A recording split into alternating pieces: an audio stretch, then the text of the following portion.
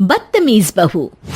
सभ्यता से भरपूर शास्त्री परिवार की इकलौती बेटी मोहिनी को बचपन में ही पढ़ाई के लिए विदेश भेज देते हैं, जहां से वो सालों बाद ग्रेजुएशन पूरी करके इंडिया वापस आती है, जो अब संस्कार, सभ्यता, संस्कृति जैसी चीजों से कोसों दूर होती है।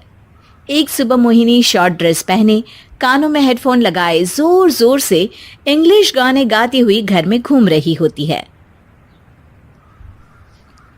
सुबह सुबह भगवान का नाम लेते हैं, राक्षसों की तरह चिल्लाते नहीं। पॉप्स, आपको अच्छे गाने की बिल्कुल समझ नहीं है, so take a chill pill. अरे मोहिनी, पापा से ऐसे बात करते हैं क्या? सारी तमीज भूल गई हो। ओह मॉम प्लीज, इतनी बड़ी भी कोई बात नहीं हुई, सो डोंट ओवर रिएक्ट। ऐसे ही दिन बीतते हैं जिसमें मोहिनी के तौर तरीके, रहने और बात करने का ढंग उसकी मम्मी पापा को परेशान करने लगता है। भला कोई मानेगा कि ये मेरी बेटी है? रीति रिवाज और संस्कारों से तो इसका दूर दूर तक कोई नाता नहीं, और अब तो लगता भी नहीं कि कभी होगा।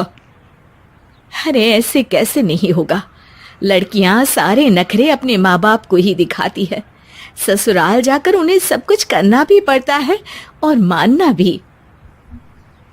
पत्नी की बात शास्त्री जी समझ जाते हैं और कुछ ही दिनों में अपने से भी ज्यादा धार्मिक परिवार में निखिल के साथ मोहिनी का रिश्ता पक्का कर देते हैं।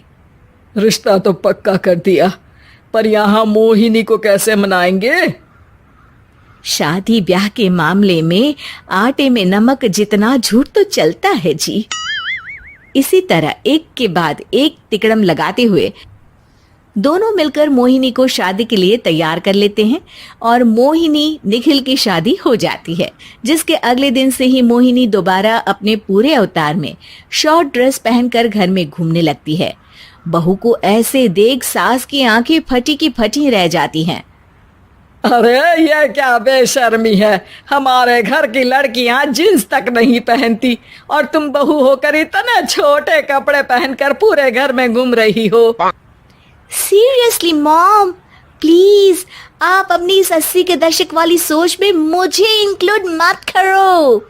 हाय तौबा, एक तो बेशर्मी दिखाती है, ऊपर से सास के साथ जुबान भी लड़ाती है। अरे जल्दी कपड़े बदल कर आ, घर की पहली आरती तुम्हें ही करनी है। इतनी देर में निखिल भी वहां आ जाता है। माँ, पापा आने वाले हैं, पूजा का सारा सामान तैयार है ना? ये पूजा हमेशा मेरे बॉयफ्रेंड्स के पीछे पड़ी रहती थी और अब हस्बैंड के पीछे भी आ गई। मोहिनी की बातें सुन सास तो अपना सिर पकड़ लेती है, लेकिन निखिल किसी न किसी तरह उसे पूजा के लिए कन्विंस करके कपड़े चेंज करने के लिए भेज देता है, जिस पर पूजा खत्म होने के बाद वो एक बार फिर अपनी शॉर्ट ड्रेस में आ जाती है। बहू, ये क्या तरीका है? संस्कार नाम की कोई चीज है या नहीं? नहीं ससुर जी, संस्कार मेरा दूसरा बॉयफ्रेंड था, अब तो मेरा उससे कोई कांटेक्ट नहीं है। मोहिनी का जवाब सुन के ससुर तो भगवान नाम जपते वहां से चले जाते हैं, लेकिन सास बहू के बीच कहा सुनी फिर शुरू हो जाती है, जिसे इग्नोर करते हुए मोहिनी घर से बाहर चली जाती है और देर रात घर वापस आती है। मोहिनी, मैं जानता हूँ कि तुम विदेश में रही हो और तुम्हें वहीं की आदत है, पर यहाँ चीजें कुछ अलग है। अगर तुम उस हिसाब से कुछ एडजस्ट कर लो तो सबके लिए सही हो जाएगा। I am not in a lecture mood. Good night. अगली सुबह मोहिनी देर से उठकर एक बार फिर उसी तरह सबके सामने आती है, जिस पर उसकी सास कुछ बोले उससे पहले ही मोहिनी की दोस्त मोनिका और रेचल वहां आ जाती हैं। Oh hi darling, how are you? OMG, we missed you so much. I missed you too darling. Ram Ram, इन्होंने तो तुमसे भी छोटे कपड़े पहने हैं। अरे तुम लोगों के अंदर कोई शर्म लिहाज बाकी भी है या सब बेच खाई? मोहिनी, तुम्हारी मेड कुछ ज्यादा नहीं बोलती? इस पर मोहिनी की दोस्त उसकी सास का मजाक बनाने लगती है, जिसे सुन निखिल उन्हें जवाब देते हुए कड़वे शब्द सुना देता है और वो सुन के वो दोनों तो मुंह बनाए वहां से चली जाती है, लेकिन गुस्से से लाल मोहिनी वहीं खड़ी निखिल को घूरती रहती है। घूर क्या रही हो?